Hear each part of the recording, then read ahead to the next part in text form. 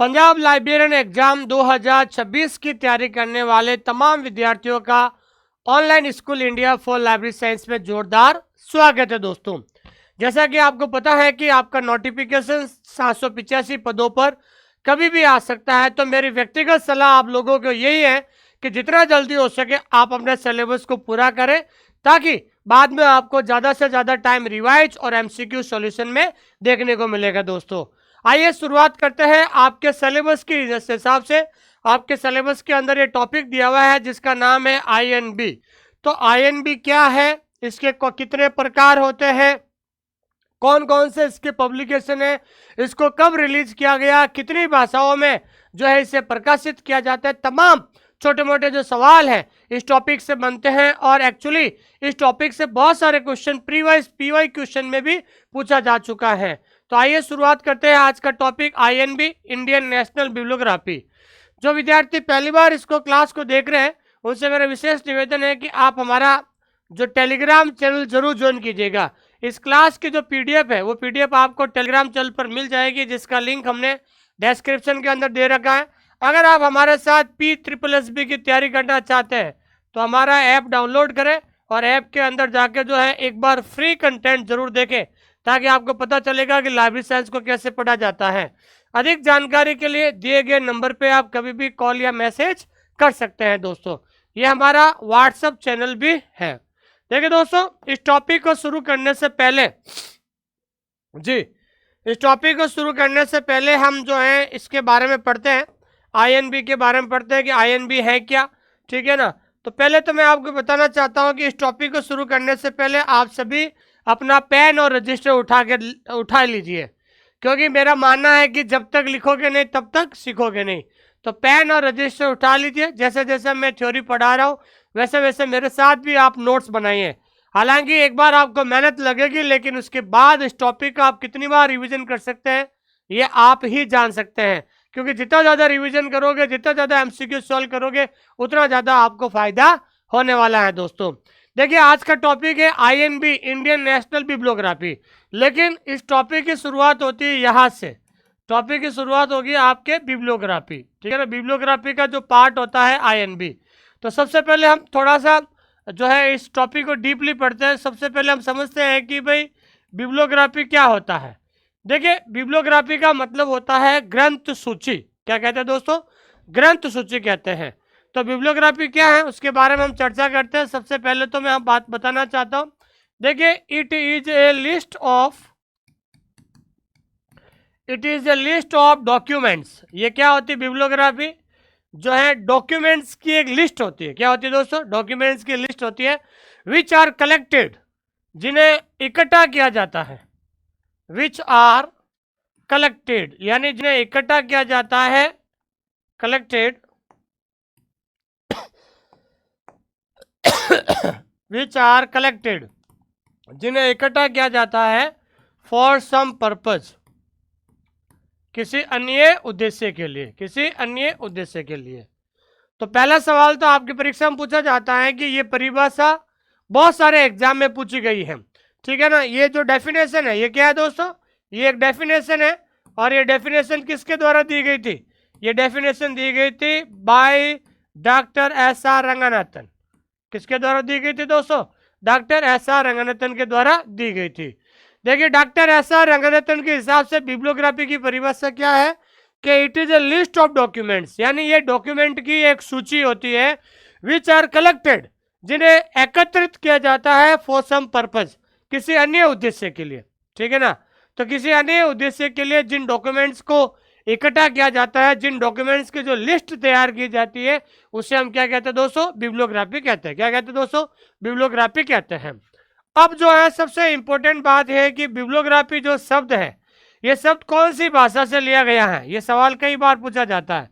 तो बिब्लियोग्राफी जो वर्ड है ये ध्यान रखना है, ग्रीक लैंग्वेज से लिया गया है। कहाँ से लिया गया दोस्तों? ग्रीक लैंग्वेज से। ये सबसे इंपॉर्टेंट क्वेश्चन है और बहुत सारे एग्जाम में ये सवाल पूछा जाता है कि बिब्लियोग्राफी वर्ड है कौन सी भाषा से लिया गया है? ग्रीक भाषा से लिया गया है। अगला ये सवाल बनता है ग्रीक भाषा से कौन से शब्द से? तो कौन सा शब्द है दोस्तों? बिब्लियन। कौन सा शब्द है? बिब्लियन। तो बिब्लियोग्राफी जो शब्द है ग्रीक भाषा के कौन से शब्द से लिया गया है दोस्तों? बिब्लियन शब्द से लिया गया है। फिर एक अगला सवाल बनता है कि जो है बिब्लियोग्राफी का जो मीनिंग क्या होता है, ठीक है ना। अगला सवाल क्या बनता है? मतलब बनता है कि बिब्लियोग्राफी का मीनिंग क्या है। तो बिब्लियोग्राफी का मीनिंग होता है writing about books, writing about books यानी पुस्तकों के बारे में लिखना, पुस्तकों के बारे में लिखना, ये क्या होता है दोस्तों? बिब्लियोग्राफी का मीनिंग होता है। तो यहाँ पर बहुत सारे क्वेश्चन बनते हैं। पहला सवाल बनेगा कि रंगनाथन के अनुसार बिब्लियोग्राफी की डेफिनेशन क्या है। दूसरा सवाल बनेगा बिब्लियोग्राफी शब्द कौन सी भाषा से लिया गया है और ग्रीक भाषा के कौन से शब्द से लिया गया है। और तीसरा सवाल बनता है कि बिब्लियोग्राफी का मीनिंग क्या होता है। मीनिंग होता है राइटिंग अबाउट बुक्स, बुक्स के बारे में लिखना है। फिर उसके बाद हम ये टॉपिक शुरू करते हैं। उस टॉपिक से पहले हम बात करते हैं कि how many types of bibliography, how many types of bibliography यानी बिब्लियोग्राफी के कौन कौन से प्रकार होते हैं या कितने प्रकार के होते हैं। देखिए बिब्लियोग्राफी 5 प्रकार की होती है। पहले जो प्रकार होता है वो होता है नेशनल बिब्लियोग्राफी। पहला प्रकार कौन सा होता है दोस्तों? National bibliography. पहला होता है नेशनल बिब्लियोग्राफी हो गया। दूसरा जो प्रकार होता है सब्जेक्ट बिब्लियोग्राफी। दूसरा प्रकार कौन सा होता है दोस्तों? सब्जेक्ट बिब्लियोग्राफी होता है। तीसरा कौन सा होता है? Trade bibliography. कौन सा होता है दोस्तों? तीसरा होता है ट्रेड बिब्लियोग्राफी। चौथा होता है यूनिवर्सल बिब्लियोग्राफी। चौथा कौन सा होता है? Universal bibliography. और पांचवा होता है स्टेटिस्टिकल बिब्लियोग्राफी। क्या होता है दोस्तों? स्टेटिस्टिकल बिब्लियोग्राफी जिसे हम कहते हैं, स्टेटिस्टिकल बिब्लियोग्राफी जिसे कहते हैं। तो बिब्लियोग्राफी कितने प्रकार के होते हैं? 5 प्रकार के होते हैं। लेकिन आज हम बात करते हैं नेशनल बिब्लियोग्राफी के बारे में। आज किसके बारे में बात करते हैं? नेशनल बिब्लियोग्राफी में।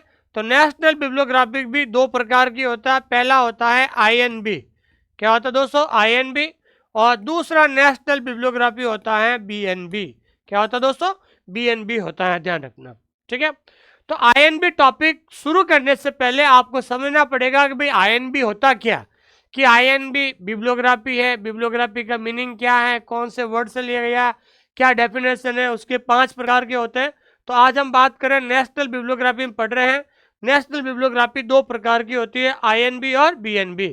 लेकिन आज हम केवल और केवल किसके बारे में पढ़ेंगे? INB के बारे में पढ़ेंगे, ठीक है दोस्तों। आइए शुरुआत करते हैं। आज का महत्वपूर्ण टॉपिक जो है वो है INB। INB क्या होता है उसके बारे में हम चर्चा करते हैं। आप सभी, मैं एक बार फिर से कहना चाहता हूं, पेन और रजिस्टर उठा लीजिए, क्योंकि जो कंटेंट मैं आपको पढ़ा रहा हूं ऐसा कंटेंट आपको किताबों के अंदर नहीं मिलेगा जो मार्केट के अंदर मिलती हैं। मेरी कोशिश ये है कि मैं आपको बेस्ट से बेस्ट कंटेंट आपको लिखाऊं, ताकि एक भी सवाल एग्जाम में बाहर नहीं आए। मैं आपको इतना कह सकता हूं कि आप जो मैं पढ़ा रहा हूं कंटेंट, उसका आप जो कंटेंट मैं पढ़ा रहा हूं उसको 100% तैयार कर लीजिए। आपके एग्जाम में 80+ % जो है आपको क्वेश्चंस वहां पर मिल जाएंगे दोस्तों। आइए शुरुआत करते हैं आज का टॉपिक। देखिए सबसे पहले हम बात करते हैं INB। तो पहला सवाल तो आपका यही बनेगा कि what is the full form of INB, यानी INB की फुल फॉर्म क्या होती है दोस्तों। तो INB की फुल फॉर्म होती है इंडियन नेशनल बिब्लियोग्राफी। क्या होती है दोस्तों? Indian national bibliography. देखिए INB भारत में प्रकाशित वर्तमान प्रकाशनों का एक वर्गीकृत अभिलेख है, ठीक है ना। INB क्या है दोस्तों? INB क्या है कि इंडिया के अंदर करंटली जितने भी किताबें प्रकाशित होती हैं, जितने भी करंट पब्लिकेशन है और पब्लिकेशन के द्वारा जो किताबें भेजी जाती हैं, उन किताबों को रिकॉर्ड रखने की जो जिम्मेदारी है वो किसके पास है दोस्तों? INB के पास है। ये 1954 के पुस्तक वितरण अधिनियम, यानी जिसे हम कहते हैं डिलीवरी ऑफ बुक्स एक्ट, बहुत इंपॉर्टेंट क्वेश्चन है, ठीक है ना। तो आपको पता होना चाहिए डिलीवरी ऑफ बुक्स एक्ट कब आया था? 1954 के तहत भारत के राष्ट्रीय पुस्तकालय में जमा किए गए प्रकाशनों पर आधारित है। आपको पता है कि डिलीवरी ऑफ बुक्स एक्ट 1954 के तहत जो है नेशनल लाइब्रेरी ऑफ इंडिया, जो कि कहां पर है? कलकत्ता में है। तो वहां पर ध्यान रखना है कि इंडिया के जितने भी पब्लिकेशन है उन पब्लिकेशन के द्वारा एक जो कॉपी है वो नेशनल लाइब्रेरी ऑफ इंडिया को भेजा जाता है। डिलीवरी ऑफ बुक्स एक्ट 1954 के तहत जो किताब भेजी जाती है उस किताब को मेंटेनेंस, उस किताब को रखना, इस किताब को रिकॉर्ड में रखना की जिम्मेदारी किसके पास है? आईएनबी की है। 1972 तक आईएनबी को 2 भागों में विभाजित किया गया था। ठीक है ना दोस्तों, 1972 तक आईएनबी को 2 भागों में विभाजित किया गया था। पहला विभाग है, पहला नाम है सामान्य, तो इसके आईएनबी के 2 भाग हैं। ठीक है ना, पहला भाग कौन सा दोस्तों? जनरल पब्लिकेशन, और दूसरा जो भाग है वो है गवर्नमेंट पब्लिकेशन। ठीक है ना, कितने भाग है दोस्तों? 2 भाग होते हैं। कई बार एग्जाम के अंदर पूछा जाता है कि 1972 तक आईएनबी के 2 भाग होते हैं। पहला कौन सा है दोस्तों? पहला है आपका जनरल पब्लिकेशन हो गया, और दूसरा कौन सा दोस्तों? Government publication. यानी 1972 तक आईएनबी के 2 भाग थे। उसके बाद हम बात करते हैं कि आईएनबी का पहली बार कब प्रकाशित किया गया था।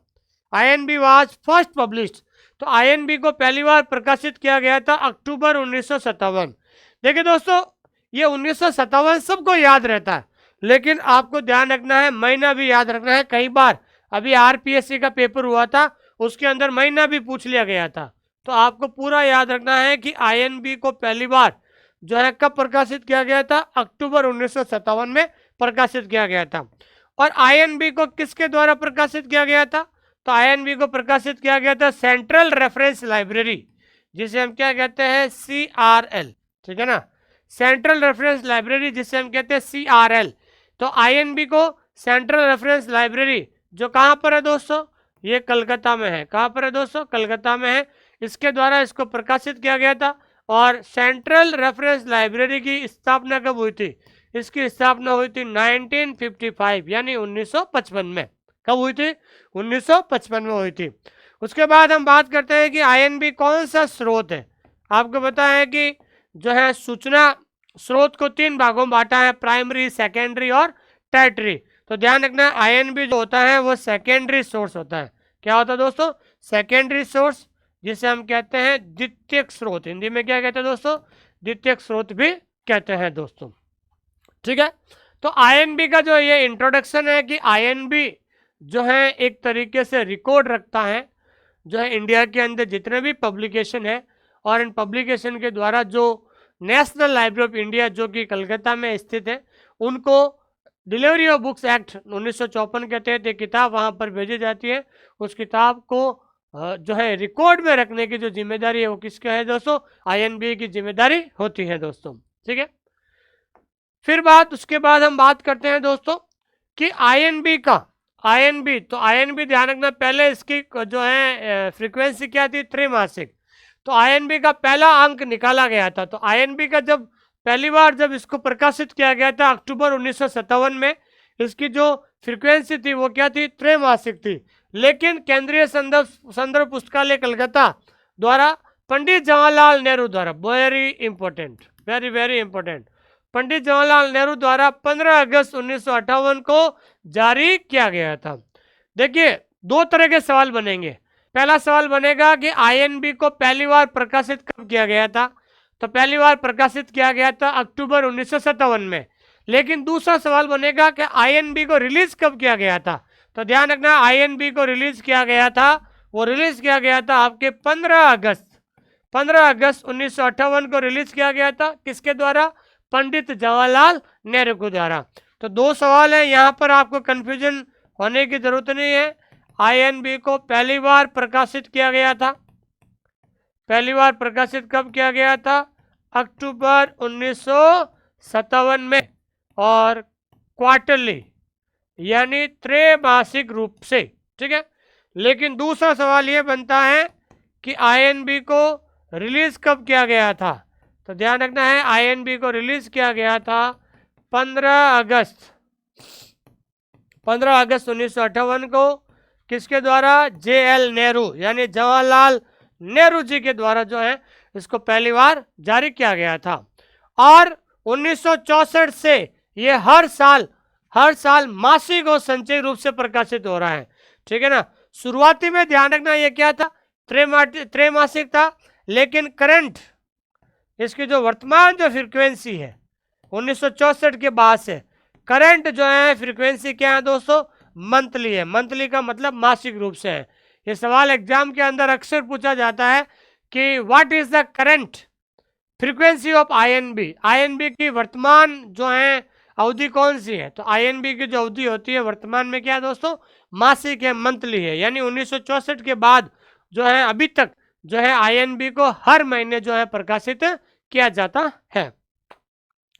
उसके बाद हम बात करते हैं कि केंद्रीय संदर्भ पुस्तकालय यानी सेंट्रल लाइब्रेरी, जिसकी स्थापना 1955 में कोलकाता ने अक्टूबर दिसंबर 1957 में आईएनबी का पहला अंक प्रकाशित किया गया और 15 अगस्त 1958 को जारी किया गया था। ठीक है ना। तो सेंट्रल रेफरेंस लाइब्रेरी जिसकी स्थापना 1955 में कलकत्ता में हुई थी। तो सेंट्रल रेफरेंस लाइब्रेरी कलकत्ता के द्वारा इसे पहली बार प्रकाशित अक्टूबर 1957 में किया गया था, लेकिन इसको रिलीज किया गया था 15 अगस्त 1958 को डॉक्टर जवाहरलाल नेहरू के द्वारा। ठीक है। उसके बाद हम बात करते हैं लिप्सिस सॉफ्टवेयर और लिप्सिस सॉफ्टवेयर और जीआईएसटी टेक्नोलॉजी का उपयोग करते हुए जून 2000 में वेरी इंपॉर्टेंट क्वेश्चन है, जून 2000 में पहला कंप्यूटरीकृत आईएनबी लाया गया था दोस्तों। ये कई बार सवाल पूछा जाता है कि फर्स्ट जो है पहली बार आईएनबी को कंप्यूटराइज्ड कब किया गया था। ठीक है ना, पहली बार आईएनबी को कंप्यूटराइज्ड कब किया गया था, जून 2000 में। तो ध्यान रखना, फर्स्ट कंप्यूटराइज्ड आईएनबी, तो आईएनबी को पहली बार कंप्यूटराइज्ड किया गया था जून 2000 में और यूजिंग लिप्सिस सॉफ्टवेयर। कौन सा सॉफ्टवेयर का प्रयोग किया था जब आईएनबी को पहली बार जो है कंप्यूटराइज्ड किया गया था, लिप्सिस सॉफ्टवेयर एंड जीआईएसटी टेक्नोलॉजी। किसके द्वारा दोस्तों, जीआईएसटी टेक्नोलॉजी के तहत, और दूसरा जो है लिप्सिस सॉफ्टवेयर के तहत जो है इसको पहली बार आईएनबी को कंप्यूटराइज्ड किया गया था दोस्तों। बहुत इंपॉर्टेंट क्वेश्चन है, ध्यान रखना है। उसके बाद हम बात करते हैं कि आईएनबी की उपयोगिता क्या है। ठीक है ना, आईएनबी का क्या क्या इंपॉर्टेंस है, क्या क्या यूटिलिटी है, किस प्रकार से जो है ये जो है उपयोगी साबित होता है। तो सबसे पहले आईएनबी की उपयोगिता क्या है, ये देश के बौद्धिक उत्पादन को रिकॉर्ड करता है, record the countries intellectual output.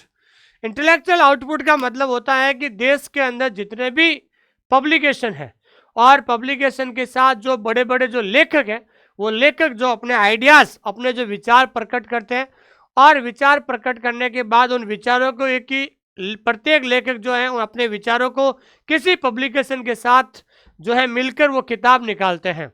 जब किसी पब्लिकेशन के द्वारा जब वो किताब निकाली जाती है तो उन किताबों के लिए क्या करेंगे, तो उन किताबों को जो है डिलीवरी ऑफ बुक्स एक्ट के तहत प्रत्येक प्रकाशन जो है अपनी एक कॉपी जो है नेशनल लाइब्रेरी ऑफ इंडिया को भेजी जाती है। जो वो किताब आती है उन किताब को रिकॉर्ड रखने का जो कार्य है वो आईएनबी के द्वारा किया जाता है। अंग्रेजी सहित भारत की 14 भाषाओं की ग्रंथ सूची डेटा को छत के नीचे लाया गया है। आपको पता है भारत के अंदर जो है हालांकि बहुत सारी भाषाएं बोली जाती है, लेकिन प्रमुख 14 भाषा जिसमें अंग्रेजी भी शामिल है, तो प्रमुख 14 जो भाषाएं हैं उन भाषाओं में जो भी किताब लिखी जाती है, ठीक है ना, अलग अलग किताब अलग अलग भाषा में लिखता है। जैसे उड़ीसा वाले उड़िया भाषा में, पंजाबी वाले पंजाब भाषा में, या जो अलग अलग जो राज्य के जो लेखक होते हैं वो लेखक अपनी भाषाओं में जो है किताबें लिखते हैं। तो करीबन भारत में जो 14 अलग अलग भाषाएं हैं उन भाषाओं में जो भी राइटर किताब लिखता है प्रत्येक किताब जो है आईएनबी को भेजी जाती है। तो करीबन 14 भाषाओं का जो ग्रंथ सूची जो डेटा है वो आईएनबी संभालता है। पुस्तकों और प्रकाशकों के लिए व्यापक प्रचार का स्रोत होता है। ठीक है ना। और आईएनबी क्या है दोस्तों, आईएनबी एक बुक सिलेक्शन टूल भी है। अगर कोई अपनी लाइब्रेरी में कोई किताब मंगवाना चाहता है तो आईएनबी की जो कैटलॉगिंग है उसको वो यूज कर सकता है, उसके अंदर देख सकता है कि कौन कौन सी राइटर की कौन कौन सी किताबें होती है दोस्तों। तो पुस्तक चयन का जो है जो बुक सिलेक्शन टूल भी इसे आईएनबी को कहा जाता है।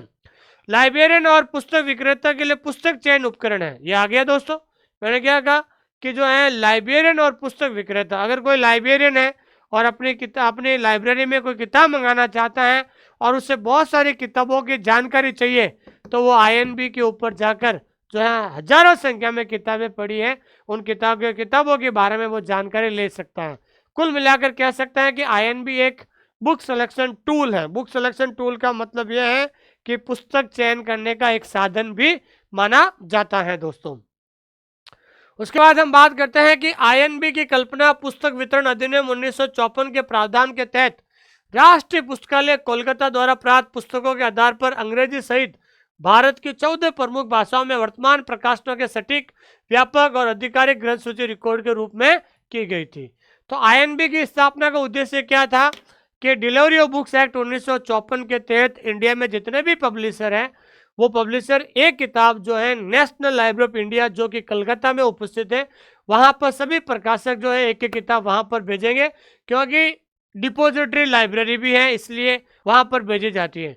तो 14 भाषाओं से जो भी किताब आईएनबी जो है Indian national library of India में आती है, तो वो किताब को जो है रिकॉर्ड में रखने का जो कार्य है वो आईएनबी का होता है, इसलिए आईएनबी की स्थापना की गई थी दोस्तों। ठीक है, अब देखिए कौन कौन से 14 भाषाएं, ये बहुत इंपॉर्टेंट क्वेश्चन पूछा जाता है।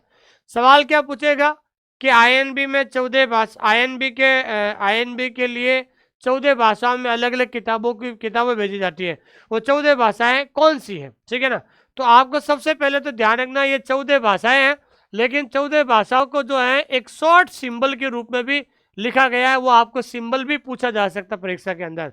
जैसे आसामी भाषा, तो आसामी के लिए ASM, बंगाली के लिए BEN, इंग्लिश के लिए ENG, गुजराती के लिए GUS, हिंदी के लिए HIN, कन्नड़ के लिए KN, मलयालम के लिए ML, मराठी के लिए MR हो जाएगा। तो ये एक बार एग्जाम के अंदर पूछा गया था कि जो है आईएनबी के अंदर जो 14 भाषाओं में किताबें जो भेजी जाती हैं हर पब्लिकेशन के द्वारा, तो मराठी के लिए कौन सा सिंबल का प्रयोग किया जाता है, तो मराठी के लिए क्या आएगा MR, क्योंकि ऑप्शन के अंदर क्या आएगा, ऑप्शन के अंदर आएगा MA, ऑप्शन B के अंदर MR, ऑप्शन C के अंदर जो है MARA, ठीक है ना, ऑप्शन D के अंदर MAI। ठीक है ना, तो ये 4 ऑप्शन दे देंगे, तो वहां पर आपको पता होना चाहिए मराठी के लिए क्या आता है MAR आता है। क्या आता है दोस्तों, MAR आता है। ठीक है, उसके बाद उड़िया के लिए उड़ी, और पंजाबी के लिए PN, संस्कृत के लिए SN, तमिल के लिए TM, और तेलुगु के लिए TL, और उर्दू के लिए URD। तो ये रखना आईएनबी के लिए 14 भाषाओं का क्या किया जाता है दोस्तों, प्रयोग किया जाता है। ठीक है, उसके बाद हम बात करते हैं कि आईएनबी में प्रविष्टियों को एक वर्गीकृत में विषय वर्गीकरण की DDC का 22वां संस्करण के अनुसार अनुक्रम में व्यवस्थित किया जाता है। ये कई बार सवाल पूछा जाता है कि आईएनबी के अंदर जब किताबों को व्यवस्थित किया जाता है, उस व्यवस्थित किताबों को व्यवस्थित करने के लिए कौन सी वर्गीकरण पद्धति का निर्माण किया जाता है, कौन सी वर्गीकरण पद्धति का उपयोग किया जाता है किताबों को व्यवस्थित करने के लिए। तो किताबों को व्यवस्थित करने के लिए ध्यान रखना है DDC का कौन सा एडिशन दोस्तों, तो DDC का जो है 22वां एडिशन, DDC का कौन सा 22वां जो एडिशन होता है उसका प्रयोग किया जाता है। संबंधित कोलन क्लासिफिकेशन 6 एडिशन प्रत्येक प्रविष्टि के नीचे दाहिने हाथ के कोने पर सौंपा गया है। अगर वहां पर कोलन क्लासिफिकेशन का पूछा जाता है, तो कोलन क्लासिफिकेशन का 6ठा एडिशन का जो प्रयोग है किताबों को व्यवस्थित करने के लिए किया जाता है, और श्रृंखला प्रक्रिया का उपयोग रिसर्च सेट्स के लिए किया जाता है। और यहाँ पर अगर हम बात करते हैं कि सब्जेक्ट हेडिंग के लिए, तो सब्जेक्ट हेडिंग के लिए किसका प्रयोग किया जाता है, चेन प्रोसीडिंग। चेन प्रोसीडिंग को हम क्या कहते हैं दोस्तों, चेन इंडेक्सिंग भी कहते हैं। क्या कहते हैं दोस्तों, चेन इंडेक्सिंग भी कह सकते हैं। तो आईएनबी में किताबों को व्यवस्थित करने के लिए DDC का 22वां संस्करण का प्रयोग किया जाता है। कोलन क्लासिफिकेशन का 6 जो है एडिशन का प्रयोग किया जाता है। और विषय निर्माण के लिए तो ध्यान रखना है, विषय निर्माण के लिए किसका प्रयोग किया जाता है, विषय निर्माण के लिए ध्यान रखना है चेन प्रोसीडर का प्रयोग आईएनबी में किया जाता है दोस्तों। ठीक है, अब हम बात करते हैं कि आईएनबी, देखिए आईएनबी सांस्कृतिक मंत्रालय गवर्नमेंट ऑफ इंडिया के अधीनस्थ कार्यालय के रूप में कार्य करता है। तो ध्यान रखना आईएनबी जो है ये सबऑर्डिनेट ऑफिस और द मिनिस्ट्री ऑफ कल्चर यानी संस्कृति मंत्रालय के अंतर्गत कार्य करता है। तो संस्कृति मंत्रालय के अंतर्गत कार्य करता है, लेकिन संस्कृति मंत्रालय के अंतर्गत 2 ऑफिस होते हैं, लेकिन इसमें कौन से ऑफिस में, सबऑर्डिनेट ऑफिस के अंतर्गत ये कार्य करता है। सबसे इंपॉर्टेंट है आईएनबी का जनक किसे कहा जाता है, तो ध्यान रखना है आईएनबी का जनक कहा जाता है बीएस केशवन को। किसे कहा जाता है दोस्तों? बीएस केशवन को आईएनबी का फादर कहा जाता है। और बीएस केशवन कौन है पता है? बीएस केशवन है first librarian of Indian national library. Indian national library, तो ध्यान रखना है इंडियन नेशनल लाइब्रेरी जो कि कहाँ पर है दोस्तों? भारतीय राष्ट्रीय पुस्तकालय, जो कहाँ पर है? कलकत्ता में है। और ये 1948 में भारतीय राष्ट्रीय पुस्तकालय की स्थापना हुई थी कलकत्ता में। इसके जो पहले लाइब्रेरियन थे, वो पहले लाइब्रेरियन कौन थे? बीएस केशवन थे। कौन थे दोस्तों? बीएस केशवन थे। और ध्यान रखना बीएस केशवन को पद्मश्री अवार्ड कब मिला था? तो बीएस केशवन को पद्मश्री अवार्ड कब मिला था? पद्मश्री अवार्ड मिला था 1960 में। कब मिला था दोस्तों? 1960 में जो है बीएस केशवन को पद्मश्री अवार्ड मिला था। ठीक है दोस्तों, ये चीज आपको ध्यान में रखनी है।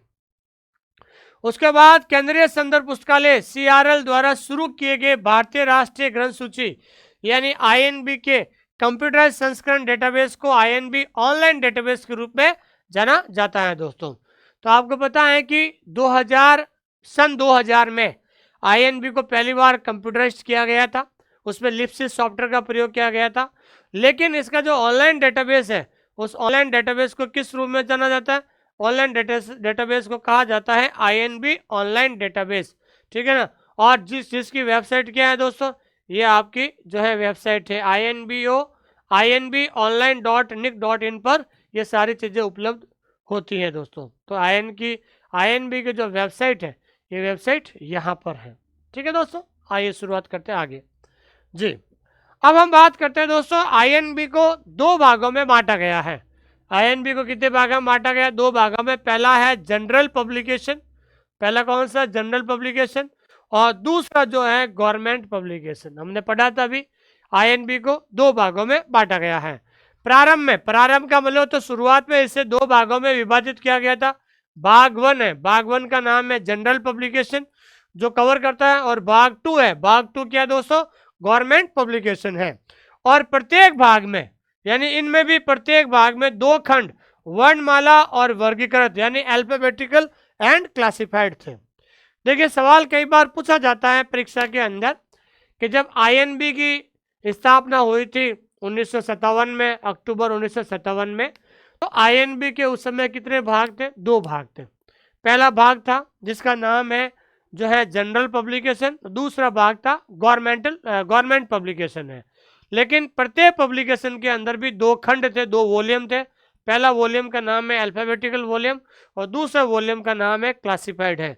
लेकिन वर्तमान में, यह सवाल कई बार पूछा जाता है, लेकिन आईएनबी का वर्तमान में कितने भाग है दोस्तों?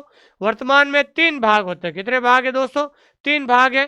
पहला है क्लासिफाइड, दूसरा है ऑथर और तीसरा है टाइटल, इंडेक्स एंड सब्जेक्ट। ठीक है। शुरुआत में आईएनबी के 2 भाग थे, पहला है जनरल पब्लिकेशन और दूसरा था गवर्नमेंट पब्लिकेशन। लेकिन वर्तमान में कितने भाग हैं? 3 भाग हैं। पहला है क्लासिफाइड, दूसरा है ऑथर और तीसरा क्या है दोस्तों? टाइटल, इंडेक्स एंड सब्जेक्ट है। ये तीसरा भाग है दोस्तों। तो ये ध्यान रखना है कि वर्तमान में यानी प्रेजेंट टाइम, वर्तमान में आईएनबी के कितने भाग है दोस्तों? आईएनबी के 3 भाग होते हैं। ठीक है। पहला है क्लासिफाइड पार्ट, जिसे हम कहते हैं यहाँ पर डीडीसी नंबर के द्वारा किताबों को अरेंज किया जाता है। दूसरा है ऑथर एंड टाइटल इंडेक्स, जिसे हम अल्फाबेटिकल जो है वहाँ पर किताबों को जो है अरेंज किया जाता है। क्लासिफाइड ऑथर हो गया। ठीक है। और तीसरा है आपके सब्जेक्ट इंडेक्स। क्या है दोस्तों? Subject.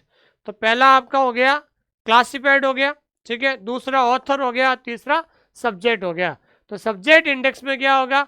Based on chain proceeding. तो विषय निर्माण के लिए किसका प्रयोग किया जाता है? तो आपको पता है कि सब्जेक्ट हेडिंग के लिए किसका प्रयोग किया जाता है? चेन प्रोसीडर का प्रयोग किया जाता है, यानी चेन इंडेक्सिंग या फिर हम कह सकते हैं चेन प्रोसीड्यूर। तो वर्तमान में ध्यान रखना आईएनबी के 3 भाग है, क्लासिफाइड पार्ट, दूसरा है ऑथर एंड टाइटल इंडेक्स और तीसरा कौन सा है दोस्तों? सब्जेक्ट इंडेक्स है। देखिए विषय आधारित पहुंच प्रदान करने के लिए 1963 तक आईएनबी में चैन इंडेक्सिंग का प्रयोग किया जाता था। 1963 तक आईएनबी में सब्जेक्ट हेडिंग के लिए चैन इंडेक्सिंग का प्रयोग किया जाता था, लेकिन 1964 से आईएनबी की विशेष सूची श्रृंखला प्रक्रिया का उपयोग करके तैयार की जाती है। तो 1963 तक जो है चैन इंडेक्सिंग का प्रयोग होता था, लेकिन 1964 के बाद जो है इसका नाम क्या बदल गया था, तो 1964 के बाद से यहाँ पर चैन प्रोसीजर का प्रयोग किया जाता है दोस्तों। फिर हम बात करते हैं आईएनबी के कौन कौन से पब्लिकेशन होते हैं। देखिए, आईएनबी को 1958 से 1963 तक त्रैमासिक रूप से प्रकाशित किया जाता है। फिर आईएनबी को 1964 से 93 तक मासिक रूप से प्रकाशित किया गया है। लेकिन ध्यान रखना है कि वर्तमान में भी पूछा जाता है कि करंट कि आईएनबी का फ्रीक्वेंसी क्या है, करंट फ्रीक्वेंसी ऑफ आईएनबी। तो वर्तमान में भी ध्यान रखना, तो आईएनबी का करंट फ्रीक्वेंसी क्या है दोस्तों, मंथली है। वर्तमान में भी क्या है दोस्तों, मंथली प्रकाशित होता है। फिर हम बात करते हैं दोस्तों AACR2। तो AACR2 का उपयोग कैटलॉगिंग के लिए किया जाता है। देखिए, हमेशा ध्यान रखना है कि आईएनबी के अंदर किताबों को व्यवस्थित करने के लिए अगर वहां पर वर्गीकरण पद्धति यानी क्लासिफिकेशन स्कीम का पूछा जाता है तो DDC 22वां एडिशन और CC 6th एडिशन है। लेकिन आईएनबी में किताबों को व्यवस्थित करने के लिए कैटलॉगिंग कोड का प्रयोग किया जाता है। तो कैटलॉगिंग कोड कौन सा यूज होता है दोस्तों, AACR2 का प्रयोग किया जाता है दोस्तों, ठीक है ना। इस भाग में प्रविष्टियों को वर्णानुक्रम में व्यवस्थित किया जाता है और कैटलॉगिंग के अंदर जो भी एंट्रीज होती है किताबों की, उनको एंट्री की जाती है अल्फाबेटिकल ऑर्डर से। Very important question. तो ध्यान रखना है कि आईएनबी में जब भी किताबों का कैटलॉगिंग होता है, उन जो कैटलॉगिंग होती है वो AACR2 कैटलॉग कोड के आधार पर होती है, जहां पर प्रत्येक एंट्री जो होती है वो किसके आधार पर होती है, अल्फाबेटिकल ऑर्डर के माध्यम से व्यवस्थित होती है दोस्तों, ठीक है। उसके बाद हम बात करते हैं कि आईएनबी के द्वारा आईएनबी के अंदर जो है एक इंडेक्स इंडियाना जो है क्या दोस्तों, एक पीरियोडिकल है। क्या दोस्तों, ये एक पीरियोडिकल है।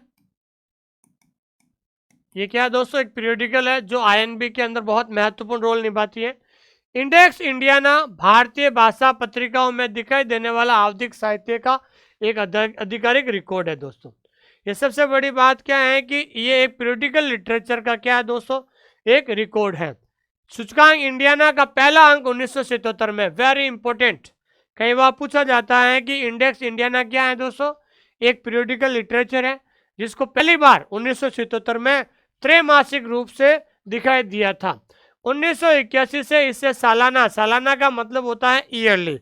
जब शुरुआत में जो है ना, तो शुरुआत में ध्यान रखना ये क्वार्टरली प्रकाशित हुआ था, लेकिन 1981 के बाद जो है इसको एनुअली का मतलब होता है वार्षिक। तो कई बार पूछा जाता है कि इंडेक्स इंडियाना को जो है इसकी फ्रीक्वेंसी क्या है वर्तमान में, तो ध्यान रखना करंटली जो है इसकी अवधि क्या है दोस्तों, करंटली इसकी फ्रीक्वेंसी होती है एनुअल होती है। इस सूचकांक को 3 भागों में विभाजित किया गया है। वर्गीकृत भाग का मतलब होता है क्लासिफाइड पार्ट, सब्जेक्ट इंडेक्स और तीसरा क्या है दोस्तों, इंडेक्स, लेखक इंडेक्स यानी ऑथर इंडेक्स। प्रविष्टियों को DDC वर्गीकरण पद्धति के अनुसार वर्गीकृत भाग में वर्गीकृत किया गया है। तो इसके भी 2 भाग होते हैं, ठीक है। तो क्लासिफाइड पार्ट के अंदर जो है DDC के हिसाब से जो है इसको व्यवस्थित किया जाता है। अब समझिए थोड़ा सा सवाल को। पहला यह सवाल कह रहा है कि इंडेक्स इंडियाना जो कि एक पीरियोडिकल लिटरेचर है, जो एक रिकॉर्ड रखती है, ठीक है ना, जो है रिकॉर्ड किन का रखती है दोस्तों, रिकॉर्ड रखती है यहाँ पर जो भी इंडियन लैंग्वेज के अंदर जो पीरियोडिकल जो प्रकाशित होती है, ठीक है ना। भारत के अंदर जो है 6 भाषाएं हैं, तो उन 6 भाषाओं में जो भी पीरियोडिकल प्रकाशित होती है, उन पीरियोडिकल को रिकॉर्ड रखने के लिए एक जो है इंडेक्स इंडियाना जो है इसका निर्माण किया गया था, ठीक है ना। जैसे आईएनबी है, तो आईएनबी का निर्माण क्यों किया गया था कि 14 भाषाओं में जो भी किताब छपती है, किताबों को रिकॉर्ड रखने के लिए आईएनबी का निर्माण किया गया है। उसी तरीके से ध्यान रखना है कि जो 6 अलग अलग भाषाएं हैं, उन 6 भाषाओं में अगर कोई पीरियोडिकल छपती है, पीरियोडिकल प्रकाशित होती है, उस पीरियोडिकल को रखरखाव के लिए इंडेक्स इंडियाना का निर्माण किया गया था 1977 में। जब 1977 में इसको पहली बार प्रकाशित किया गया था तो इसकी अवधि थी क्वार्टरली, लेकिन 1981 के बाद और वर्तमान तक इसकी जो अवधि क्या है दोस्तों, एनुअल है। इसके 3 भाग होते हैं, क्लासिफाइड पार्ट, सब्जेक्ट इंडेक्स और ऑथर इंडेक्स होते हैं। लेकिन इसमें जो एंट्री होती है वो एंट्री किसके अनुसार से होती है, डीडीसी के अनुसार इसकी एंट्री की जाती है। अब देखिए इंडेक्स इंडियाना 6 भाषाओं में प्रकाशित होता है। कितने भाषाओं में प्रकाशित होता है दोस्तों, 6 भाषाओं में। पहला है बंगाली, दूसरा है मराठी, तीसरा है तमिल, चौथा है गुजराती और पांचवा है हिंदी और छठा कौन सा है दोस्तों, मलयालम। छठा कौन सा है, मलयालम है। तो आपको पता होना चाहिए इंडेक्स इंडियाना को, ये सवाल पूछा जाएगा, इंडेक्स इंडियाना को कितनी भाषाओं में प्रकाशित किया जाता है। तो इंडेक्स इंडियाना को 6 भाषाओं में प्रकाशित किया जाता है। देखिए इंडेक्स इंडियाना भारतीय धारावाहिक प्रकाशनों के बारे में महत्वपूर्ण जानकारी देता है। तो इंडेक्स इंडियाना जो पीरियडिकल रिकॉर्ड रखती है, लेकिन इंडेक्स इंडियाना हमेशा किसके बारे में इंफॉर्मेशन देती है, इंडियन सीरियल पब्लिकेशन। सीरियल का मतलब क्या होता है, जो बार बार प्रकाशित होती है, और बार बार कौन प्रकाशित होती है, पीरियडिकल को। तो जो भी इंडियन पीरियडिकल जो बार बार प्रकाशित होती है उसकी जानकारी इंडेक्स इंडियाना देती है दोस्तों। इंडेक्स इंडियाना केंद्रीय संदर्भ पुस्तकालय कोलकाता द्वारा प्रकाशित किया जाता है। तो इंडेक्स इंडियाना को भी किसके द्वारा प्रकाशित किया जाता है, उसको प्रकाशित किया जाता है सेंट्रल रेफरेंस लाइब्रेरी कोलकाता के द्वारा प्रकाशित किया जाता है। ठीक है दोस्तों, ठीक है। तो आज हमने आईएनबी का पहला पार्ट आज हमने पढ़ा है। बहुत जल्द हम इसका सेकंड पार्ट लेकर आएंगे, और भी बहुत सारे इंपॉर्टेंट तथ्य हैं, इंपॉर्टेंट फैक्ट है आईएनबी के बारे में। जब हम इसका सेकंड पार्ट लेकर आएंगे तो ये टॉपिक पूरा हो जाएगा दोस्तों। जो आज हमने पढ़ा है उससे हम इंपॉर्टेंट क्वेश्चन के बारे में आज चर्चा करेंगे। मैं उम्मीद करता हूं कि आप लोग भी, जैसा मैं कह रहा हूं, कि आप अपने हाथों से नोट जरूर बनाइए दोस्तों, क्योंकि जब तक लिखोगे नहीं तब तक सीखोगे नहीं। कारण ये है दोस्तों कि अगर आप लिख नहीं सकते हैं तो आप जो है कभी भी लाइब्रेरियन नहीं बन सकते हैं। एक बार आपको मेहनत तो करनी पड़ेगी, क्योंकि जो आपका पीएसएसबी का जो सिलेबस है, बहुत ही सिलेबस बहुत छोटा है। पीएसएसबी का जो सिलेबस है वो सिलेबस में सिर्फ 60 टॉपिक है। कितने टॉपिक है दोस्तों, 60 टॉपिक है। अगर आप 60 टॉपिक है, रोज के अगर एक टॉपिक पढ़ते हो तो 2 महीने में सिलेबस पूरा हो जाएगा। रोज के 2 टॉपिक भी अगर पूरा करते हो तो आपका 2 महीने में आपका सिलेबस पूरा हो जाएगा। ये डिपेंड करता है कि आप सिलेबस को कितना जल्दी कर सकते हैं। आइए शुरुआत करते हैं। पहला सवाल है, आईएनबी का फादर किसे कहा जाता है। तो आईएनबी का जो फादर है किसे कहा जाता है दोस्तों, बीएस केशवन को कहा जाता है। दूसरा है कि आईएनबी का प्रकाशन किस संस्था के द्वारा किया जाता है। आईएनबी को पहली बार जो है प्रकाशित किसके द्वारा किया गया था, सेंट्रल रेफरेंस लाइब्रेरी कलकत्ता के द्वारा किया गया था। देखिए 15 अगस्त 1958 को आईएनबी का पहला अंक किसके द्वारा जारी किया गया था। तो जो फर्स्ट अंक जो है आईएनबी का 15 अगस्त को पंडित जवाहरलाल नेहरू के द्वारा जारी किया गया था। आईएनबी को किस प्रकार सूचना स्रोत माना जाता है। तो आईएनबी को कौन सा स्रोत माना जाता है दोस्तों, सेकेंडरी सोर्स आईएनबी को माना जाता है। आईएनबी में अंग्रेजी सहित भारत की कितनी प्रमुख भाषाओं को शामिल किया गया है। कितनी प्रमुख भाषाएं शामिल हैं, 14 भाषाओं को शामिल किया गया है। और 14 भाषाओं में कोई भी किताब जो है पब्लिकेशन के द्वारा प्रकाशित होती है, एक किताब डिलीवरी ऑफ बुक्स एक्ट के तहत जो है नेशनल लाइब्रेरी ऑफ इंडिया को भेजी जाती है। आईएनबी का पहला कंप्यूटरकृत संस्करण किस वर्ष प्रकाशित हुआ था। तो आईएनबी का पहला जो कंप्यूटराइज जो एडिशन है वो जून 2000 में प्रकाशित हुआ था। 1964 से आईएनबी की प्राथमिक प्रकाशन आवृत्ति क्या रही है। 1964 से लगाकर वर्तमान तक आईएनबी का जो प्रकाशन है वो मंथली रहा है दोस्तों। आईएनबी के लेखक एवं शीर्षक सूचकांक यानी ऑथर एंड टाइटल इंडेक्स में प्रविष्टियां किस क्रम में व्यवस्थित होती है। तो ध्यान रखना, ऑथर एंड टाइटल इंडेक्स में जो प्रविष्टियां हैं वो आपके ध्यान रखना अल्फाबेटिकल ऑर्डर से प्रकाशित होती है दोस्तों। इंडेक्स इंडियाना का पहला अंक कब प्रकाशित हुआ। इंडेक्स इंडियाना का जो पहला अंक है वो 1977 में प्रकाशित हुआ था। अगला है, इंडेक्स इंडियाना को किसके द्वारा प्रकाशित किया जाता है। तो इंडेक्स इंडियाना को भी सेंट्रल रेफरेंस लाइब्रेरी कोलकाता के द्वारा इसे प्रकाशित किया गया है। निम्नलिखित में से कौन सी भाषा इंडेक्स इंडियाना की 6 भाषाओं में शामिल नहीं है। आपको पता है कि इंडेक्स इंडियाना को 6 भाषाओं में प्रकाशित किया जाता है, कौन सी भाषा नहीं है दोस्तों। तो संस्कृत भाषा में इंडेक्स इंडियाना को प्रकाशित नहीं किया जाता है दोस्तों। इंडेक्स इंडियाना में वर्गीकृत भाग में प्रविष्टियों को किस प्रणाली के अनुसार समूहीकृत किया जाता है? तो ध्यान रखना, इंडेक्स इंडियाना में डीडीसी के द्वारा जो है वहां पर जो है क्लासिफाइड पार्ट में व्यवस्थित किया जाता है दोस्तों। ठीक है दोस्तों, हमारा टैगलाइन है दोस्तों, जब तक लिखोगे नहीं तब तक सीखोगे नहीं। जितना जल्दी हो सके आप अपना सिलेबस का नोट्स बनाकर जो है सिलेबस को पूरा कर लीजिए। हमने हमारे एप्लीकेशन के अंदर अभी हमने आपके PSSB के 39 टॉपिक हमने डाल दिए हैं। आप सभी लोग पहले तो आप जो है सिलेबस अंदर दिया हुआ है एप्लीकेशन में, वो सिलेबस का प्रिंट आउट निकालो। हमने 38 टॉपिक पढ़ा दिए, बाकी के जितने भी टॉपिक हैं अगले 1 महीने में आपके टॉपिक पूरा कर देंगे दोस्तों। देखिए सबसे बड़ी बात क्या है, हमारा जो कंटेंट है वो कंटेंट क्या है दोस्तों, बाइलिंगुअल है। बाइलिंगुअल का मतलब हिंदी इंग्लिश में।